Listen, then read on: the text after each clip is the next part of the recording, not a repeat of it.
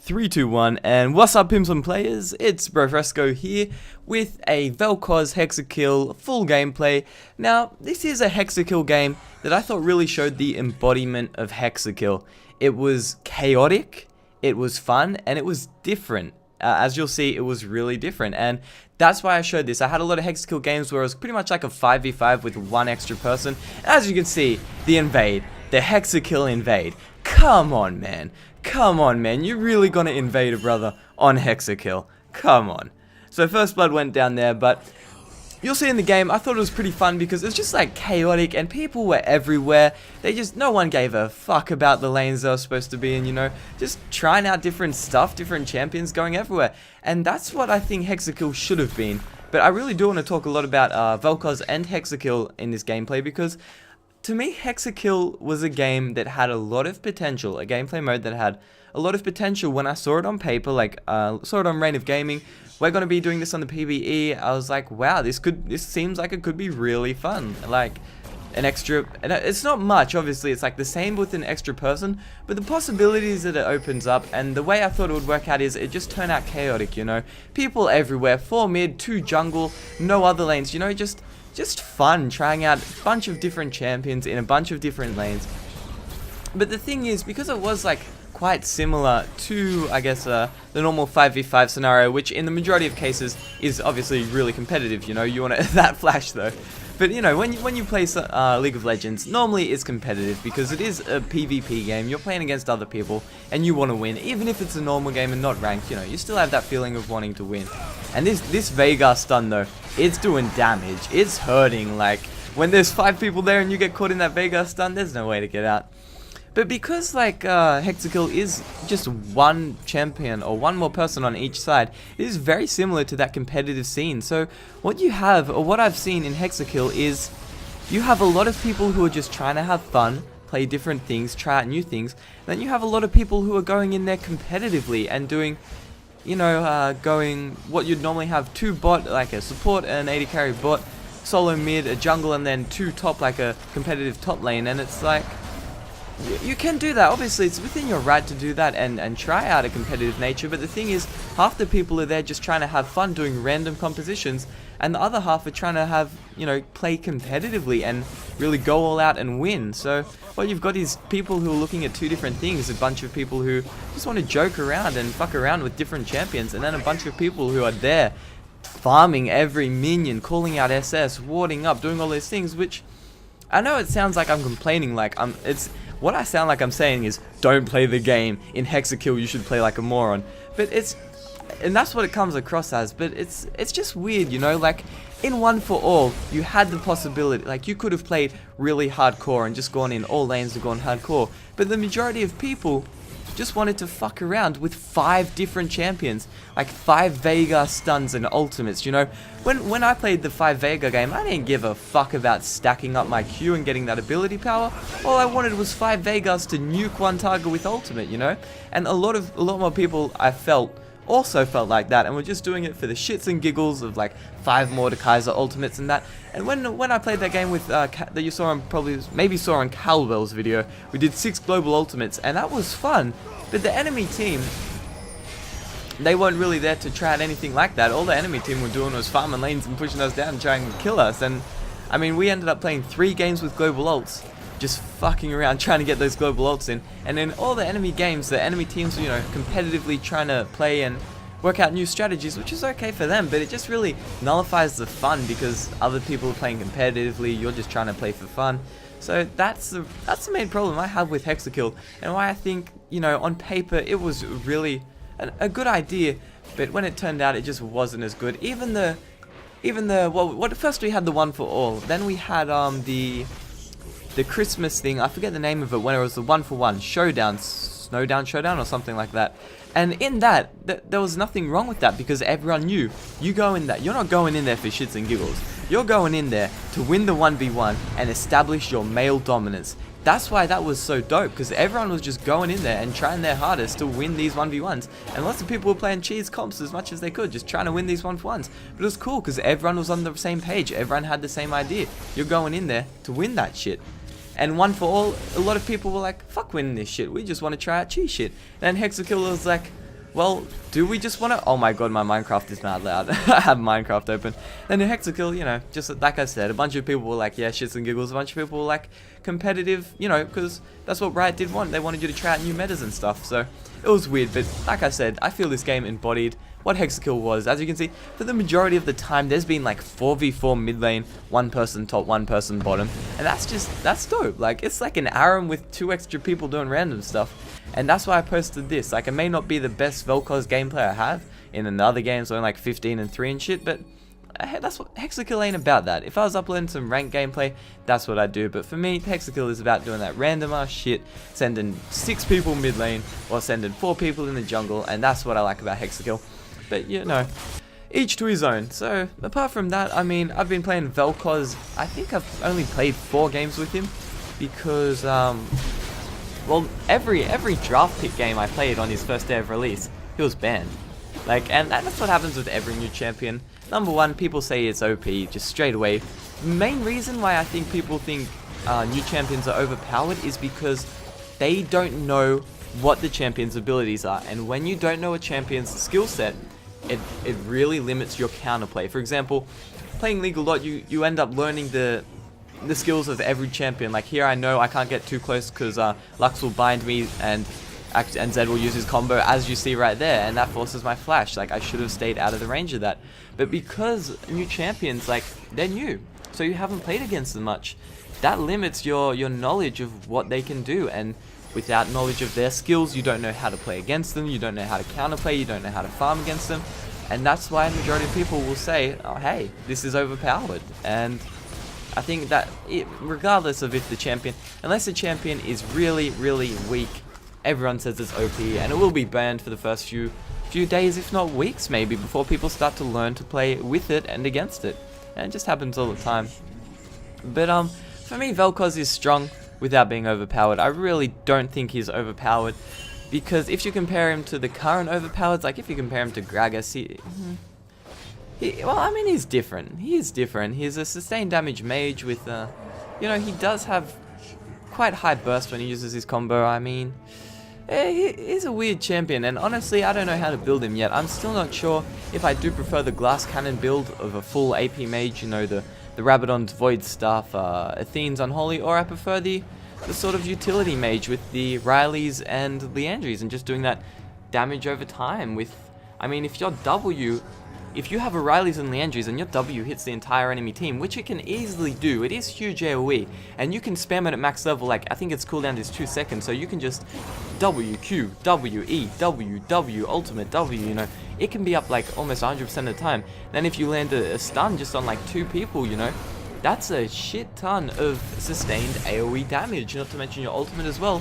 And your Q, you don't even need the Rileys for that because it already has a slow on it. So I'm really not sure what I prefer yet. I still need to play him a lot more. I've only had like 4 games of Hexakill on him to learn, you know, just what's the best about him. But he is quite strong. He is quite strong because at the moment, in this current meta, a lot of AP mages are weak, and he's not a weak AP mage, and because of that, people presume he's OP. But you know, it's just about learning how to play him and play against him. And to see him in LCS, I really don't think we'll see him in there for quite a while. I mean, I'm talking about, first off, LCS pro players need, like, they just don't play it for 10 games and say, oh, I'm going to play this in LCS, you know. For them to learn a champion, it's hundreds upon hundreds of games. Not because it takes them a long time to learn it, but because when they learn it, they learn that shit well. Like, they learn the ins and outs, every last bit about it, and that's why they spend so much time playing it and learning it. So, I think we may see him in LCS. I mean, there's been some unconventional picks like Veigar from Skara, Cassiopeia from Hotshot GG, you know, some of those mages, so we may see some love for that. But on the majority of the part, it's been a lot of, you know, assassin picks. Like, you've got the Zeds, the Kali's, been a lot of Gragas picks, obviously, very strong at the moment. Other common mid laners now, we see the Lulu being picked a lot, which I have to try that out. I honestly haven't played Lulu yet because I don't own her, but you know, she's been played a lot and she's very strong, so Jinx going down there. So hopefully we see him in the LCS, but like I'm saying, like, few months, so don't get your hopes up for any time soon. Apart from that, I've lost my train of thought. I don't know. I really don't know. Majority of the time I just get on here and start talking about random stuff.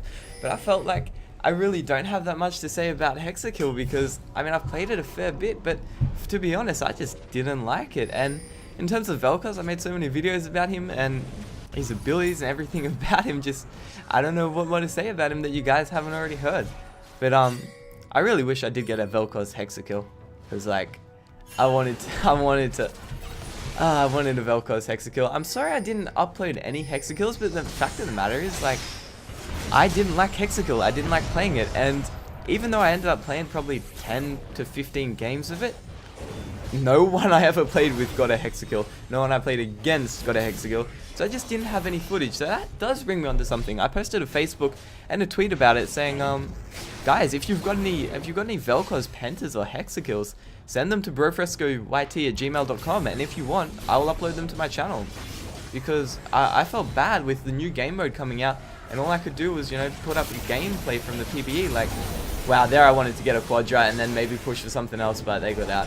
But like, I really wanted to put up some Hexakills, and you know, I had my boy Eric, FireMageAI, putting up Hexakills daily, and I just couldn't because I didn't have any, because I couldn't get any Hexakills. So I'm going to be taking that a lot more seriously now. Or put like a bit more initiative into using those clips that I get from you guys. So if you send them, if you've got any clips that you want me to put up, I might be able to, like, you know, if they're Hexakills, if they're awesome pentas, something for new champions, maybe even just put them into top plays, the series of an episode of top players, if you've got any amazing clips. So I'm gonna start utilizing that more, utilizing you fans, because, you know, I ain't the only one that can play. So, you know, if you do have any Hexakills or anything, send them to brofrescoyt@gmail.com, and if you're good enough, I'll sponsor you. Apart from that, I want to talk a bit about League Planet. If you haven't already heard about it or seen the video I posted about League Planet, it was an 8-second intro, and a lot of you didn't understand it, but League Planet is a Facebook that me and a lot of other YouTubers made. God, that Shaco dealing damage, man. That Shaco is dealing damage, and I dodged that just. And dodged that. It's a battle of ultimates here. Scared for that to come around it. That Shaco putting in work right now. The Draven was also playing pretty damn well. But I'm here, if I land and miss that. God, I played bad. But I'm League Planet, so pretty much, if you've got Facebook and you're like watching League of Legends, it's pretty much us boys got together and we made the Facebook page. We're sitting at 8.5 thousand likes at the moment, so it's doing well for, I think it's 2 weeks now. I go for a trick shot here, but Chaco's just putting in work. And we just upload a lot of awesome League videos from us and also from the community, people that aren't even with us in the whole League Planet venture. So we just, if you do have any videos you want to get featured, if you think they're good enough, just send a message to League Planet. We'll respond to you, and if the video is good enough, we'll put it up. And it's just love like that. So it's a lot of awesome videos. If you enjoyed it, if you enjoy awesome videos, check it out. I uploaded my first one. I uploaded the Z Outplay, which was featured on Reddit, which damn, that was good. And my Oynanır pentakill. So go ahead and check it out. But also that leads me on to something else. Gameplay. My layout or like an overlay, sorry, and my green screen. So at the moment I'm currently getting someone to work on an overlay and working with someone on making an overlay. At the start it was going to be like quite a chunky overlay, because, you know, a lot of streamers do have very chunky overlays, or like it takes up a lot. Like if you think of, I don't know, for example, Trick2G, his overlay is quite big. Like, I mean, I don't know, it's weird, it's not huge in comparison to other streamers, you know, it's normal size. But I feel like for YouTube, I don't know, I feel like you guys wouldn't like to have a huge overlay, you know what I mean? I feel like it'd be better for,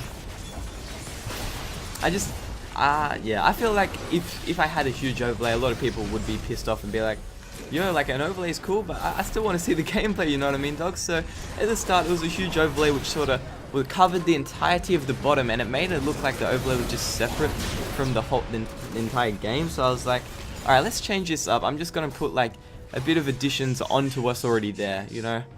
Kind of like, I just narrowed it down a lot. So like, the main purpose was so it's like, it's still got the iconic pink, you know, that bro fresco. You see that hot pink and you're like, bro fresco up in here. We know it's bro. We know it's the bro. And then just have my, like I've got now my at brofresco / brofresco at brofresco YouTube, so my like Facebook, Twitter and Twitch links, and just to be a bit iconic. So when you see that pink overlay pop up, you know it's a bro. But I didn't want it to be huge because I know y'all will get mad at that and be like, come on bro, let's go. We want to see the gameplay. We don't want to see pink everywhere. So I'm trying to narrow it down and just make a YouTube overlay, not a streaming overlay.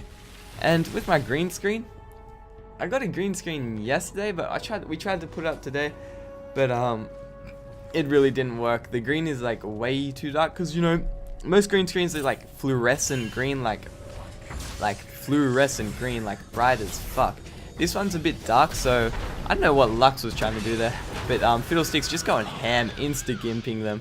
But this is like a dark green, and it's not about it being dark green, because in all honesty, the color is just, as long as you don't have any other color like that, it's fine. But the dark green sort of matches, like, it's weird. My chair's a beige color, but the dark green shows up as the same as beige. It's weird. So I'm just gonna go ahead and get like a fluoro green. And then the other thing is the lighting. Like my light in my room, my actual light, like not any professional lighting, my actual room light is a piece of shit. Like it's really dull. So probably gonna look into getting some better lighting. Finally get my green screen working, because like y'all don't know how bad I want that green screen. Because right now I would be on face cam, and what you'd be seeing is a green. Well, you wouldn't see the green screen. All you'd see was all you would be seeing is some Bahamas beach palm trees behind my beautiful face. Like, I don't know why, I've just had an obsession since I learned how green screens worked, that I wanted to be sitting in my room commentating about a video game, but to have the background as if I was on the beach of the fucking Bahamas, because I just think that shit is funny. So the day I can finally do that, I can't wait. Here I go balls deep. I didn't even know what I was doing. This game is weird. It's weird, but it's fun. It's fun because, like I was saying, it's what Hexakill should have been, bruv. But man, when I get this green screen, like, it's just, oh man, I don't know why I think it's so awesome, but like one gameplay I'd be in the Bahamas, another gameplay I'd have a volcano behind me, another gameplay I'd have snow behind me, like these dumbass geographical locations that I just think are funny for no apparent reason. Like, I'm sitting in my room in my background is a fucking Bahamas. Is it just me? Like, am I just weird, really weird for liking this? Or do you guys think that would be dope too? I don't know. I think Chinglish does it too. Shouts out to the boy Chinglish. Love watching him. But yeah, that's what I want to do. So hopefully I can start doing that soon. Man, I think that shit's funny.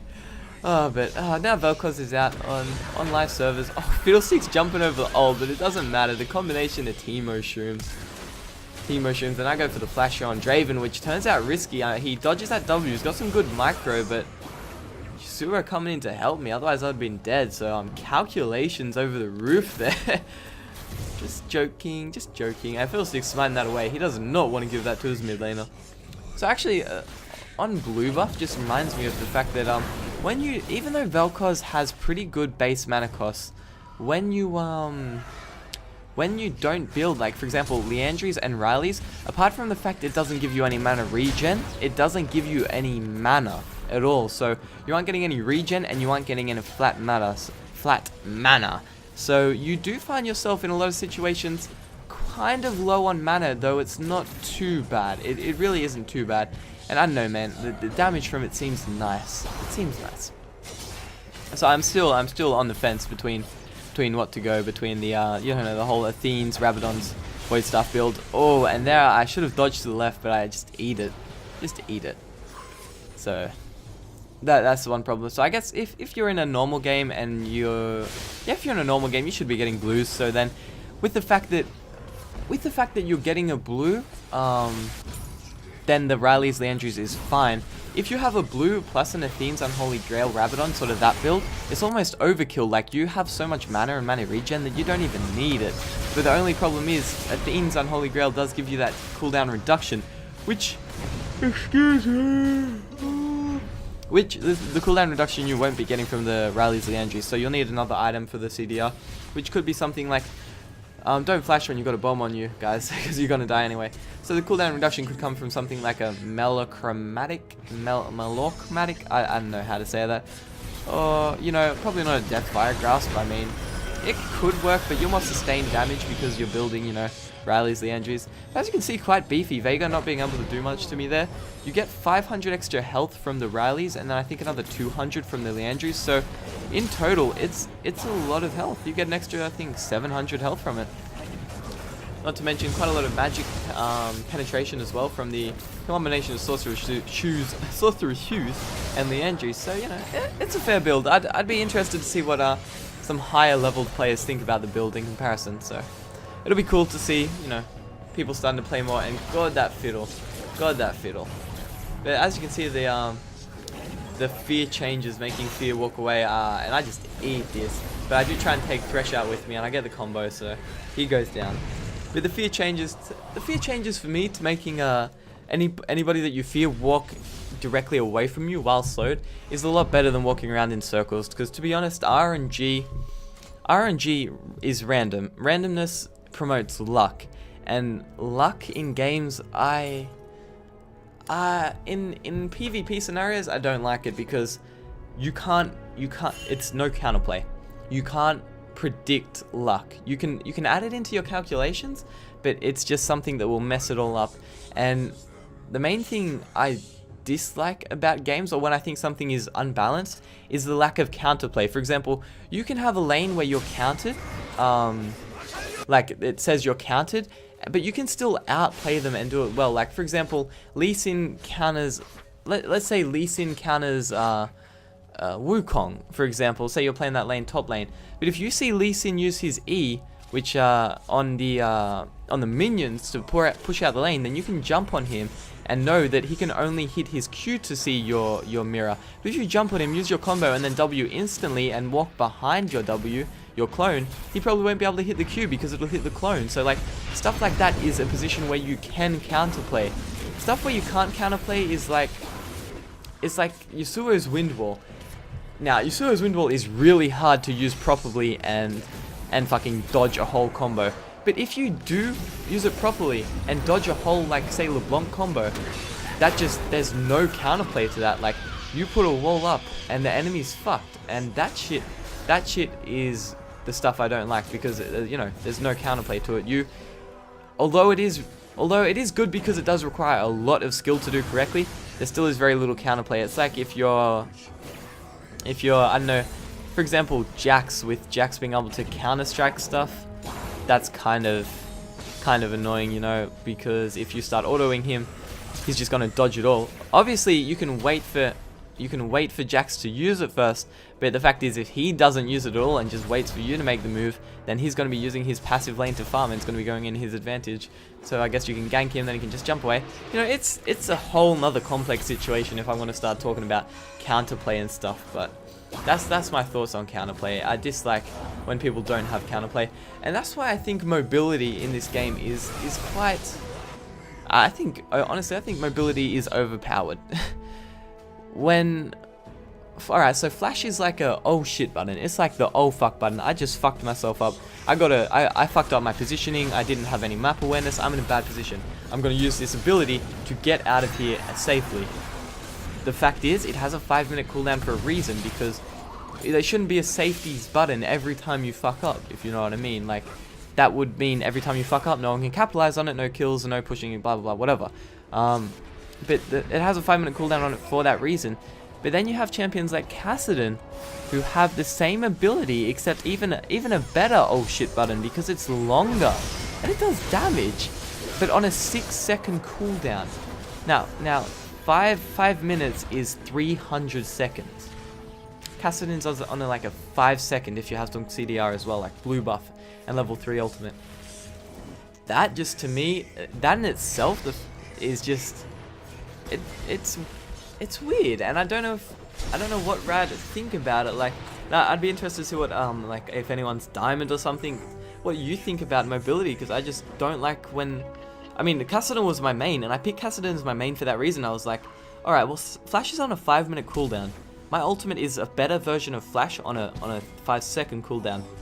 Can you tell me how that is not in some great way amazing, you know? And obviously Kassadin is at a 99% ban rate now, but it's not solely because of his ultimate, it's because he has that mobility, and then he has damage. Now the thing is, if you have mobility, it's like when you choose when you choose a car in, like, say for example Need for Speed. You know, you have the level of acceleration, you have the level of max speed, you have the level of traction, and you have the level of, you know, like suspension. If you have really high acceleration and max speed, the car will have shit suspension and you know, turning. If you have awesome like turning and suspension, you're gonna have shit like max speed and acceleration. You know, that's just how it is to balance stuff out. So why should Kassadin, someone who has awesome mobility, also have amazing burst and also have amazing CC with that like 2.5 second silence and a slow? You know, it's like giving someone everything, which is why Elise has a lot of stuff as well. Like, she has a lot in her kit and she's overpowered as well. Lee Sin has a lot in his kit. He's also considered god tier, you know. The mobility, the execution, the lifesteal, the invisible, the kickback, you know. So it's balance in League of Legends with 118 champions. It's something that is just gonna be forever a circle jerk. Like, it's borderline impossible getting it to a point where everything is 100% balanced. Here I'm just sort of picking up the Quadra. I was like, oh god, is he going for it? Unfortunately not. Gets knocked down. But like, we're nearing the end here. I thought that was going to be the first Hexakill and it would have been amazing, but unfortunately not. So in League of Legends, I think at the moment though, to be honest, it's more balanced than it's been in quite a long time. With the nerfs coming in patch 4.3, it's balancing a lot of stuff out. Hopefully we see some more diversity in the LCS now. But to be honest, I think it's about 65% of all League of Legends champions have been played in the LCS, which in honesty isn't too bad at all. 65% it's a nice number. It's not amazing, but it is still pretty good. And you know, it could have easily been 70%, you know, 75%. A few champions that still will probably be played. So it'll be interesting to see after this first split how many champions have been played. But I think League of Legends is in a nice position now, and I hope you enjoyed this commentary of this Vel'koz Hexakill gameplay, which, in all honesty, I don't know where this commentary headed. It was just me talking about a bunch of random stuff that started coming to my mind. So I hope you all enjoyed. Hope you like the Vel'kozonator. Hope you're enjoying him in the League of Legends. And yeah, that's pretty much it, guys. It was a nice Hexakill gameplay. What I think Hexakill should be. The embodiment of it. Random craziness. ARAM, all random, all mid with 6 people. Just random shit. So remember to check out the previous video on the new item, the new jungle item, Feral Flare, upgrades from Regal's Lantern, currently on the PBE. And remember to like, comment, and subscribe for a chance of winning yourself a Pack Severe skin code giveaway. Apart from that, tweet at BroFresco, hit me up. And yeah, that's pretty much it. Not much else to say.